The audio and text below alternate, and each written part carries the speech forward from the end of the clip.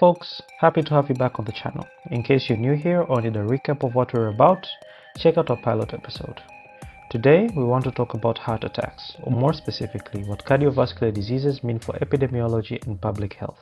Over the past decade, cardiovascular diseases have accounted for nearly 1/3 of all global deaths, with an estimated 20.5 million deaths in 2021 alone. This marks a significant increase from 13.6 million deaths in 2011, despite a decline in mortality rates due to improved healthcare access in high-income countries.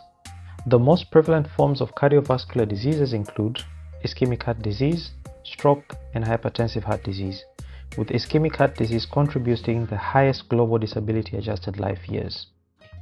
In the face of rising cardiovascular disease prevalence globally, the need for robust epidemiological evidence has become urgent. This imperative has been met by the Framingham Heart Study. Launched in 1948 in Massachusetts, USA, it has become a cornerstone of modern public health and preventive medicine.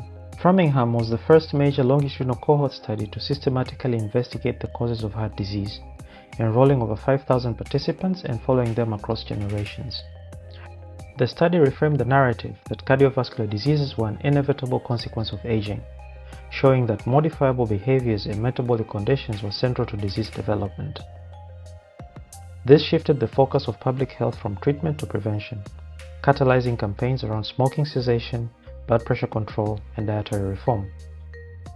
In this and several episodes to come, we're going to use a teaching sample of the Framingham study data to explore data management and data cleaning concepts, tell stories with descriptive and comparative analyses, and conduct survival and longitudinal analysis.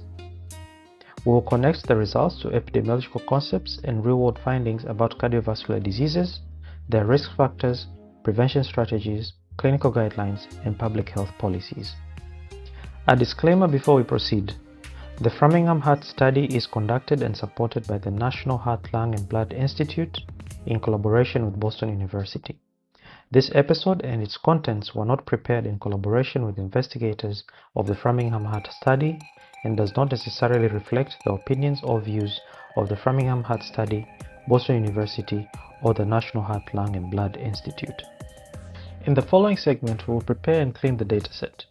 By the end, you will see how to import data, inspect it, fix common string issues, label variables, record counts into categories, and create derived variables. The Framingham study teaching dataset was obtained from the Risk Communicator package in R, using the code snippet on screen. You can use this approach to obtain a copy of the teaching dataset to follow along as we proceed, or submit a request to the National Heart, Lung and Blood Institute using the link in description. The first step is to import the data, which is currently in CSV format. We use the import delimited command and instruct Stata to treat the first row as variable names and to preserve the original case. We use the options var names and case. Additionally, we make sure to replace any existing data in memory with the clear option. After any import, always inspect the data. Use browse to visually scan rows and columns, as this helps to spot obvious formatting problems, stray text in numeric columns, or missing value markers such as NA or null values. In the current browse window, we can observe count variables such as cholesterol, BMI, and low and high density lipoproteins stored as strings and having missing values that are coded as NA. Next, we perform a simple housekeeping loop to correct missing values and variable types.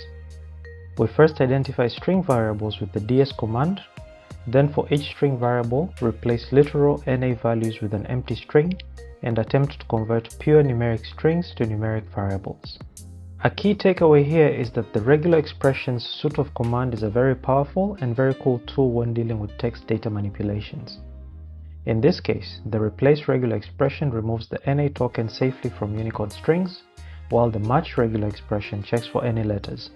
If none are found, the dstring commands converts the string variables to numeric variables. This avoids accidental conversion when text is present. Good labeling saves time. Use the label variable command to attach human-readable descriptions to variables. This is especially useful when sharing code or producing tables downstream. Data labeling is a continuous process. You can choose to label a representative set by prioritizing key exposures and outcomes. In the output window, you can observe the result of applying human-readable labels to variables. what were once shorthand and ambiguous names now have descriptions that can be easily understood or searched for by users. Next, we convert numeric counts into categorical factors with value labels. For example, sex is coded 1 and 2 in the data. We define a label set and apply it to the label values command. We do this for other variables including smoking, diabetes, and use of blood pressure medication.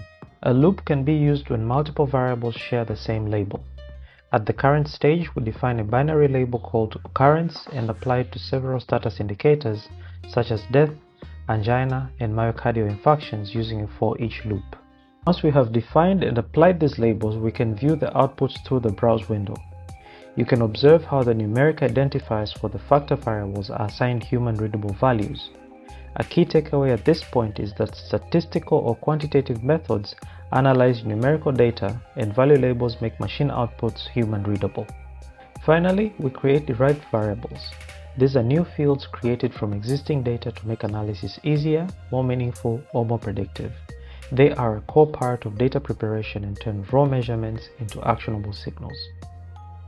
First, we categorize blood pressure using clinical cutoffs. The code uses nested condition statements to assign categories.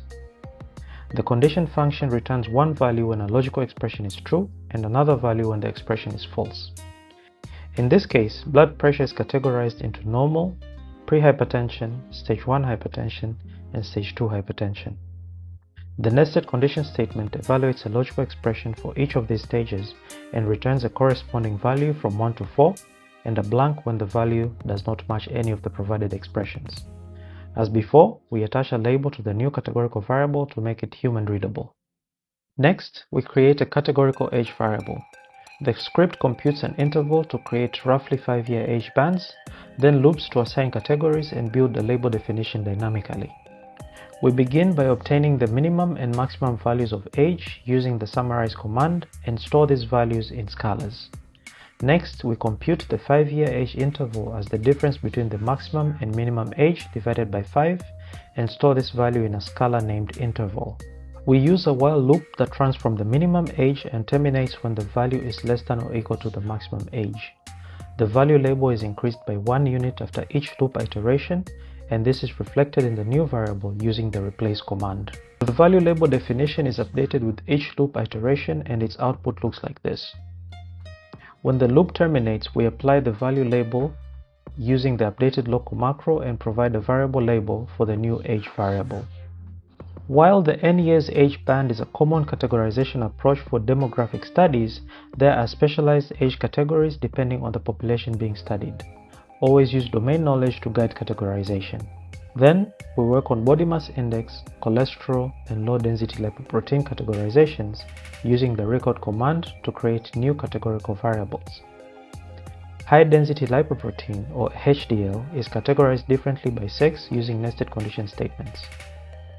Similar to the conditional function used to create the blood pressure categorical variable, the logical expression for HDL includes a definition of cutoffs by sex when defining its borderline and dangerous categories. At this stage, we have imported the data, cleaned strings and missing values, converted numeric strings, labeled variables, recorded categories, and created derived variables. When performing your own data cleaning tasks, remember to run validation checks after every step so that small mistakes don't grow into mysterious bugs later. Use quick verification commands like summarize, tabulate, inspect, and codebook to pick at distributions, spot unexpected values, and confirm recodes. Treat data cleaning like a careful craft, not a race. Raw data rewards patience, iteration, and a few well-placed sanity checks before it becomes analysis ready. On the next episode, we will dive into metadata and the process of creating a data dictionary. As always, if you find that you have left here knowing more than you did, remember to like and subscribe.